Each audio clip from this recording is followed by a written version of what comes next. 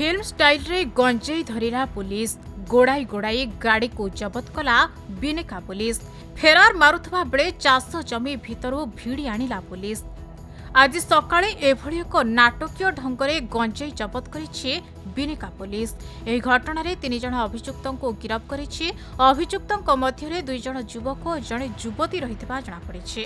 मिलितबा सूचना अनुसार आज सकाळे एक कार रे गंजेई चालाण हेउथबा खबर पाई बिनेका पुलिस थाना सम्मुख रे कोड़ाकोड़ी चेकिंग करुथला।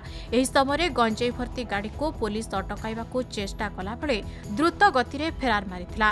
परे बिनेका पुलिस गोड़ाइबारु गोलापड़ा छकठारे गंजेई चालाण हेउथबा कार छाड़ी अभियुक्त माने फेरार मारिथिले। चाष जमी भितरे सेमानंकु गोड़ाई जणे युवक आउ जणे युवती को धरिथिबा बेले अन्य जणे युवक फेरार अछंती। गंजेई जबत करी सेमानंकु थाना को अणा जाइछि। पुलिस रो एभଳି चढ़ाऊ एबे सारा जिल्ला रे चर्चार विषय होइछि।